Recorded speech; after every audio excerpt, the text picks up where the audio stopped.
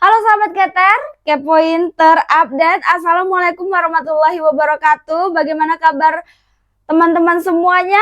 Aku harap kalian semua baik-baik saja, walaupun dunia sedang tidak baik-baik saja karena kita dipaksa untuk tetap baik-baik saja gitu ya guys.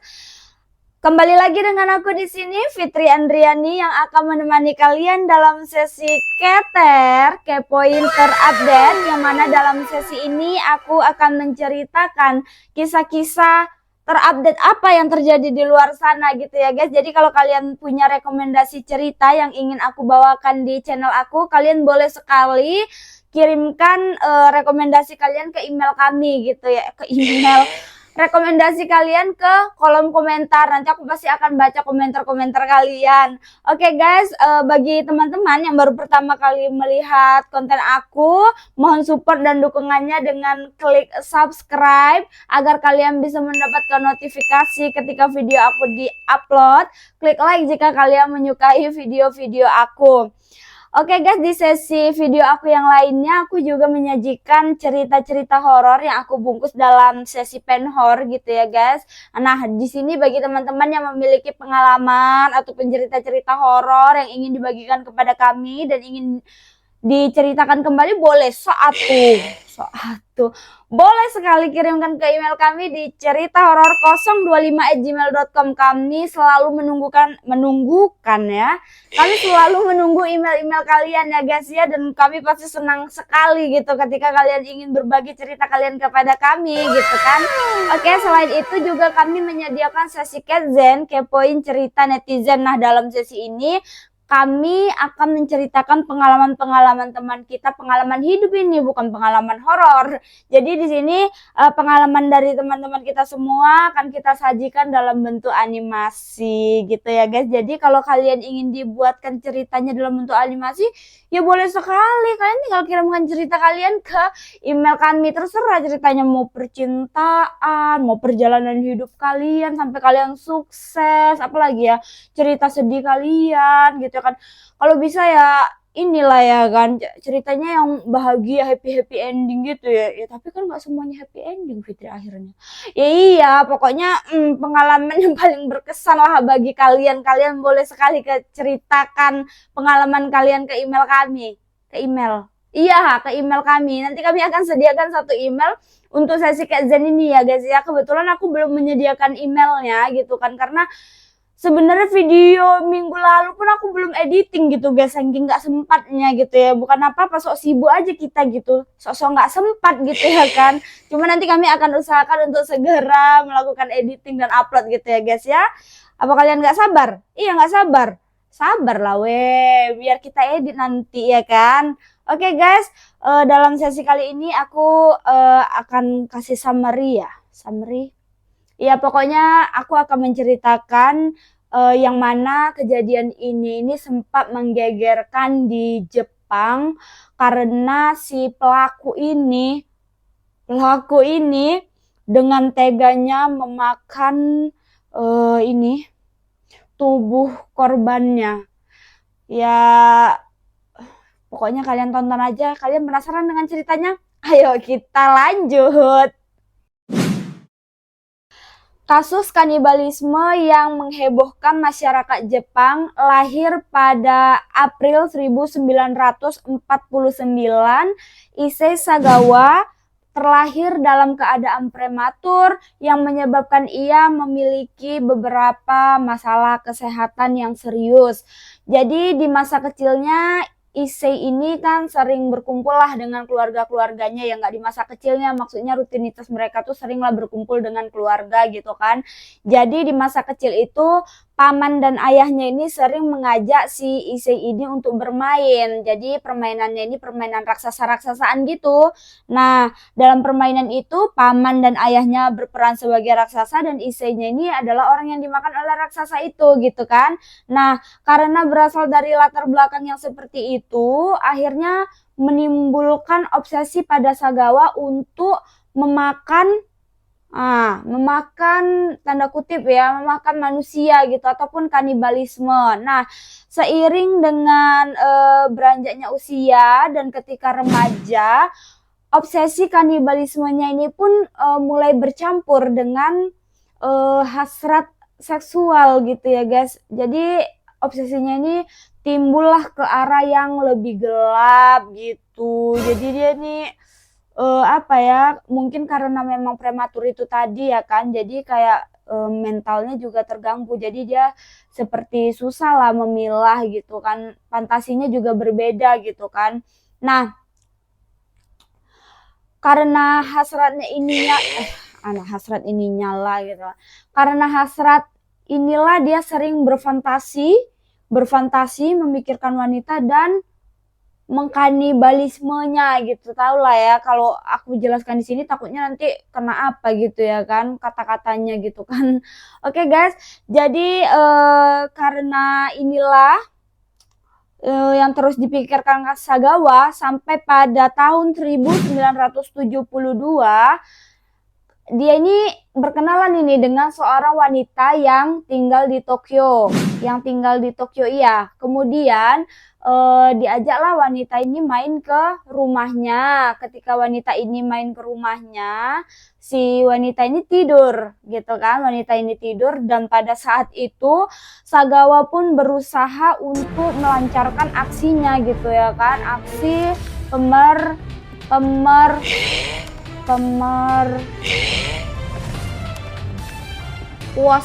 pemerkuosan gitu ya. Tapi sebelum Sagawa melancarkan aksinya, kan dia mau melancarkan aksinya gitu kan, sebelum itu terjadi ternyata perempuan itu sudah tersadar gitu dan menyerang Sagawa, dan pada saat itu memang Sagawa apalah terkalahkan lah gitu oleh wanita itu, dan akhirnya wanita ini melaporkan kepada polisi atas kasus pelecehan terhadap dirinya gitu, dan akhirnya polisi datang dan membawa Sagawa ke kantor polisi untuk disidang gitu ya kan. Nah, sesampainya di kantor polisi dia itu apa namanya terdakwa ataupun tertangkap karena kasus percobaan pelecehan gitu kan. Nah, karena keluarganya berasal dari orang yang kaya, ayahnya datanglah ini ke kantor polisi, kemudian cincai bernegosiasi dengan wanita itu dan memberikan sejumlah uang, dan akhirnya wanita ini sepakat untuk membebaskan si Issei Sagawa ini. Nah, sebenarnya yang ada di pikiran si Sagawa pada saat itu, dia itu tidak berniat untuk memperkuasnya, tetapi dia berniat untuk memakan wanita itu. Aneh ya guys ya, kayak kok bisa dianya ini selera gitu ya, kita nggak tahu lah ya kan, mungkin karena memang ada keterbelakangan atau mungkin pikirannya itu memang di luar apa kita ya, di luar pemikiran kita. Secara normal kita juga nggak tahu gitu, namanya itu hasrat dia dan juga firasat nggak tuh, namanya hasrat seseorang gitu ya guys ya, karena kita nggak berada di posisi itu. Tapi walau bagaimanapun kita tidak bisa membenarkan hal itu gitu ya guys ya, masa kanibalisme gitu ya kan. Kemudian bagaimana kasus-kasus selanjutnya, apa sampai sini ya? Enggak dong guys, ini masih secupli aja nih Mas Ian. Kita lanjut lagi, next. Oke guys, dari latar belakang yang udah aku jelaskan tadi, yang mana Sagawa ini sempat berusaha melancarkan aksinya untuk memperkuas seorang wanita sebelumnya. Sebenarnya ini tujuannya ini ingin memakannya guys, bukan untuk memperkuasnya gitu, di instingnya gitu kan. Nah, selain itu di sisi lain si Sagawa ini juga selalu nih mengundang PSK untuk datang ke rumahnya gitu, dan sebenarnya tujuan Sagawa ini ya iya untuk menewaskannya gitu, untuk memakannya gitu. Tetapi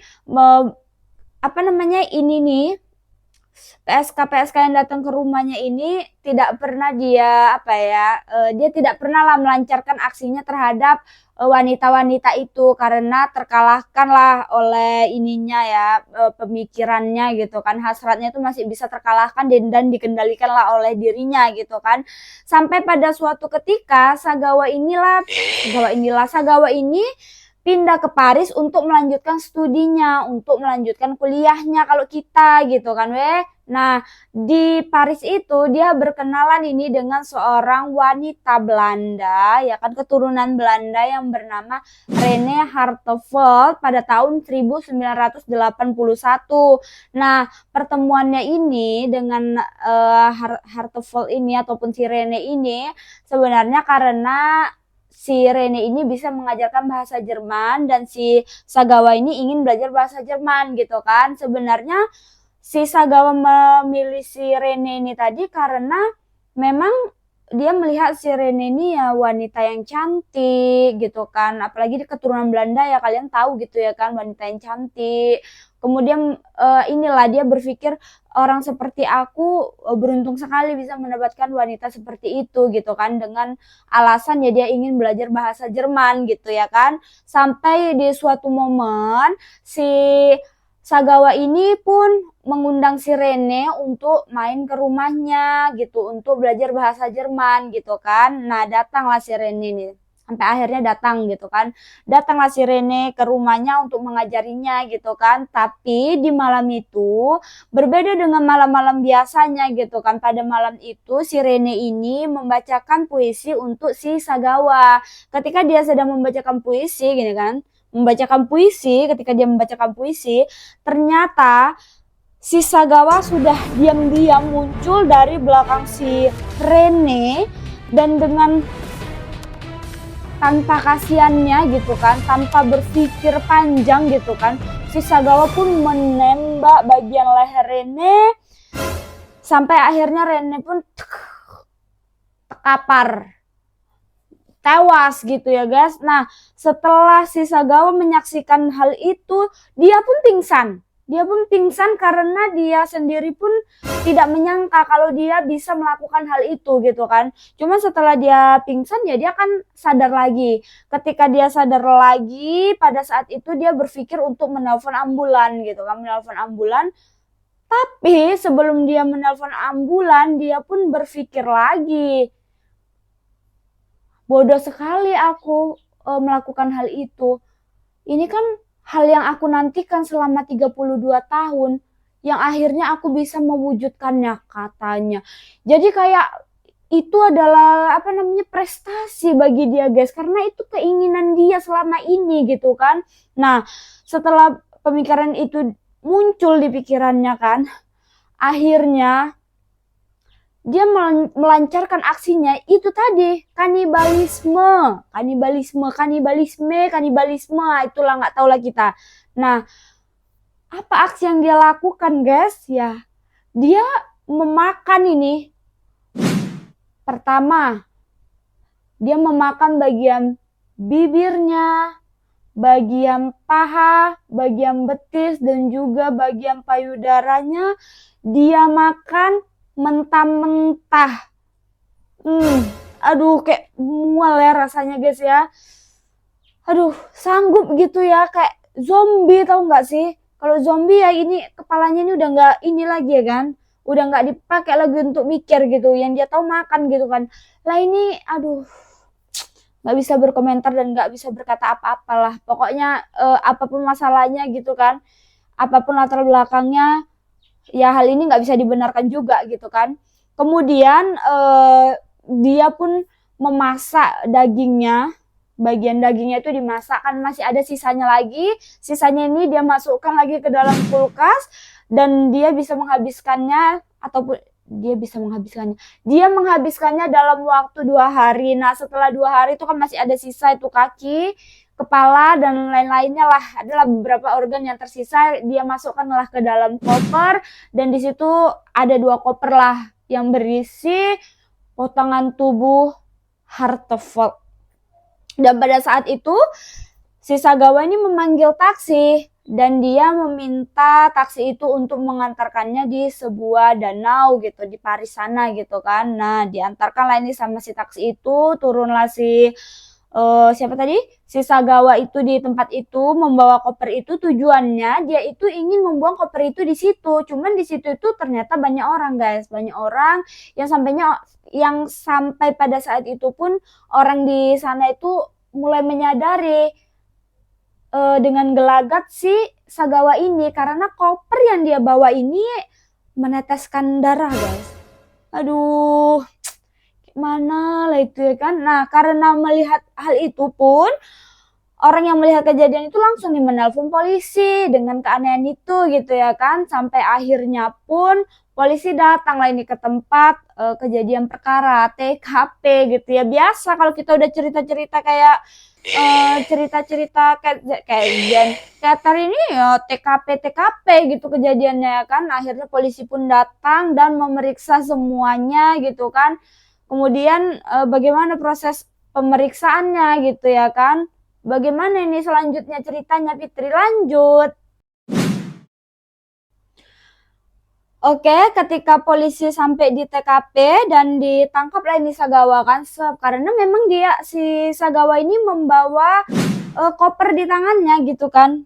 Apalagi yang memang dilaporkan dia, ditangkaplah dia ini kan oleh polisi. Dan pada saat itu pun Sagawa ditanyai, kenapa kamu melakukan hal ini?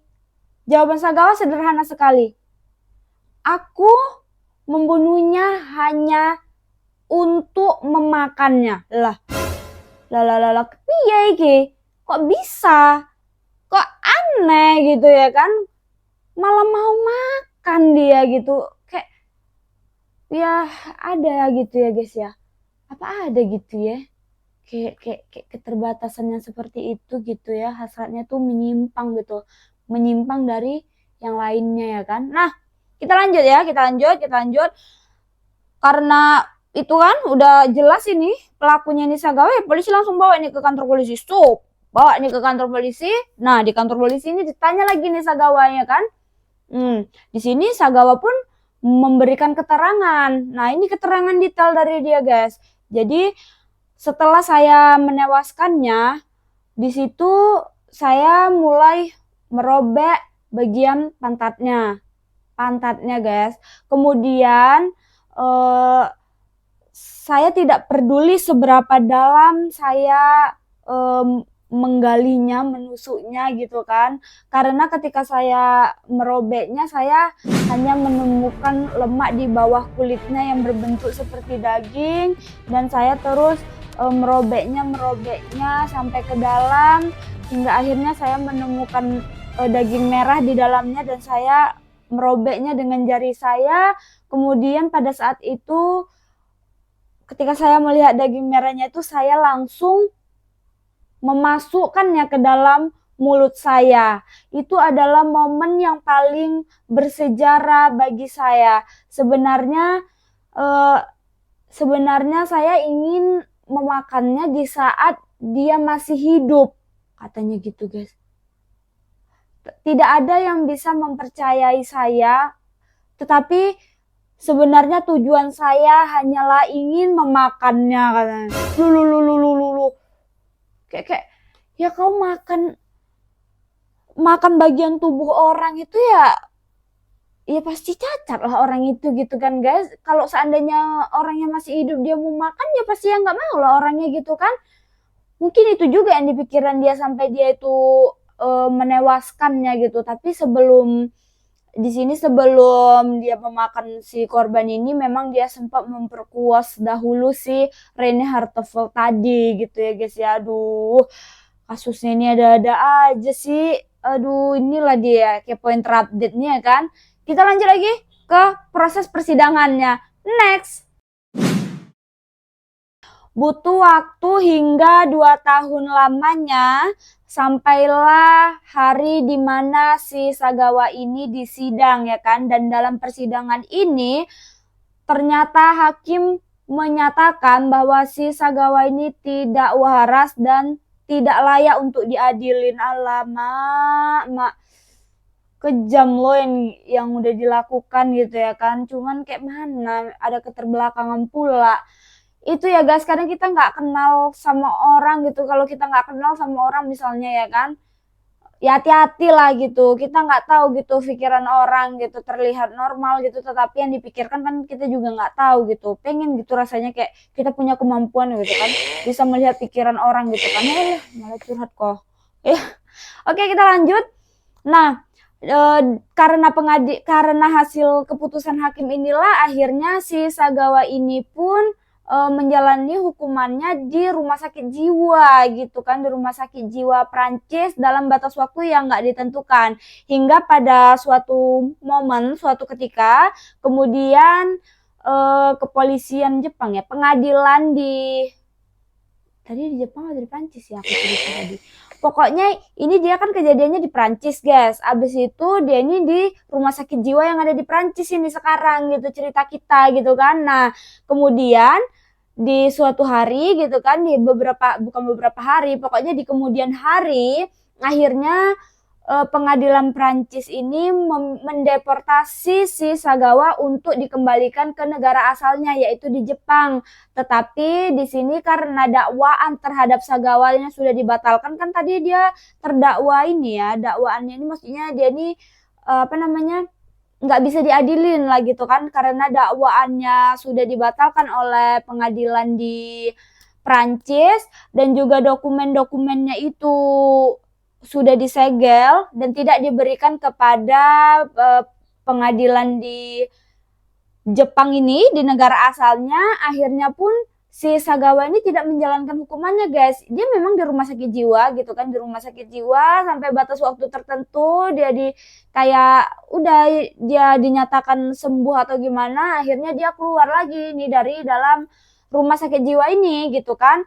Nah, sesampainya ketika dia keluar dari rumah sakit jiwa ini pun dia udah lah menghirup udara bebas lagi gitu kan. Kemudian dia jalan-jalan di area Tokyo, di sekitar rumahnya gitu kan. Dia mulai menghirup udara bebas gitu kan.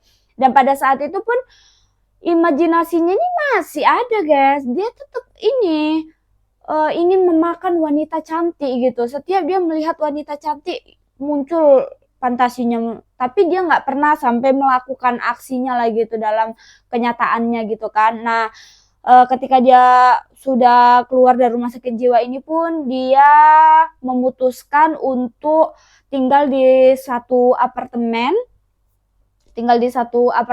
dan memperbaharui identitas dirinya lah, mengubahlah identitas dirinya gitu kan. Hingga pada suatu sore dia pun ini berjalan-jalan, dan pada saat itu dia melihat wanita cantik yang memperlihatkan sebagian besar kulit di tubuhnya gitu kan. Sampai akhirnya si Sagawa ini pun mulai berpikir lagi nih, guys.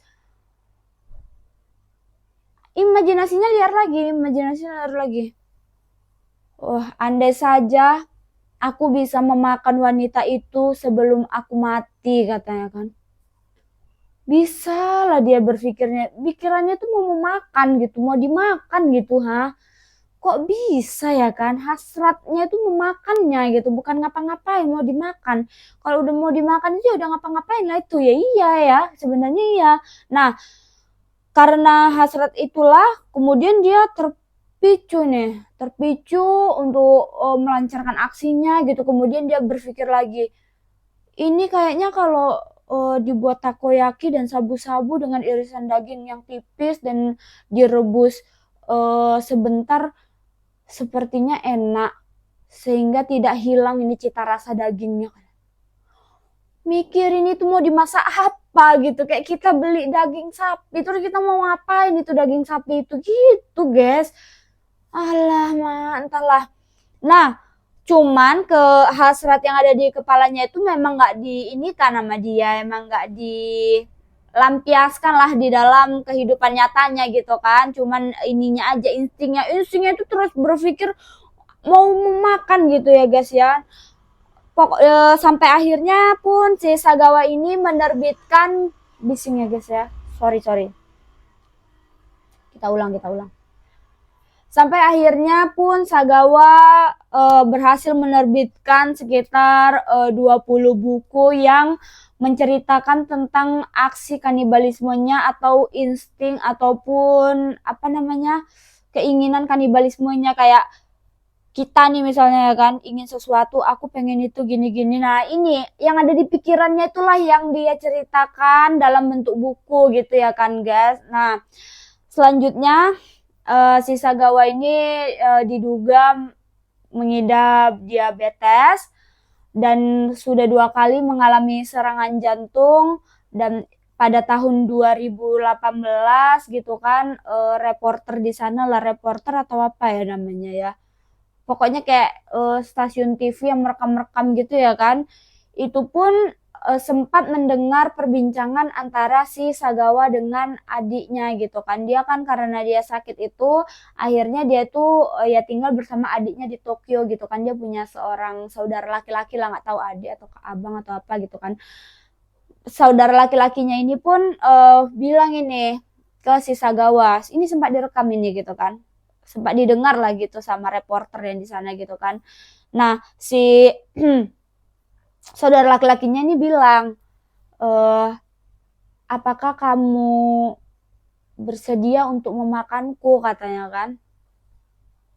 Nah di sini nih Sagawa nih ya udah, pandangannya kosong, hening gitu ya guys, kayak ya mungkin apalah, apa namanya, kesehatan di tubuhnya itu sudah mulai menurun gitu kan guys ya. Nah cuman di sini saudara laki-lakinya menawarkan itu, sementara hasratnya si Sagawa ini terhadap wanita gitu. Jadi kayak biasanya ketertarikan laki-laki terhadap wanita itu apa gitu kan, ketertarikannya kepada wanita apa, tapi ketertarikannya si Sagawa terhadap wanita itu ya ingin memakannya gitu. Dia tertariknya sama wanita. Nah sampai di sini end guys, habis cerita kita guys. Jadi dalam kasus ini Sagawa itu tidak diadilin karena mempunyai keterbelakangan mental gitu ya kan. Ya kayak mana ya, agak kecewa sebenarnya ya kan. Bahkan si Sagawa ini dengan apa namanya, dengan ancaman dia akan dipenjara seumur hidup pun dia nggak membuat dia jerah gitu. Ya dia masih berpikiran gitu, mungkin pikiran itu memang ada gitu ya di dalam pikirannya. Ya memang ada lah, namanya pikiran ya di dalam pikiran gitu kan. Pikiran itu ada terus gitu di kepalanya, ingin memakan gitu ya guys, kayak nampak mau makan, serem lah kayak gitu. Mudah-mudahan di Indonesia nggak ada ya guys ya, kita warga Indonesia semoga baik-baik saja, sejahtera gitu ya kan, sejahtera, adil dan makmur, amin gitu kan. Nah mungkin sekian cerita dari aku, mohon maaf apabila ada kekurangan dalam aku menyampaikan cerita. Jika memang ada kekurangan, mohon berikan saran kalian, saran nggak tuh, berikan masukan kalian di dalam kolom komentar agar aku bisa memperbaiki ke depannya gitu ya kan. Nah terima kasih bagi teman-teman yang udah menonton video aku, semoga kalian terhibur dan sampai ketemu di channel aku selanjutnya. Terima kasih guys.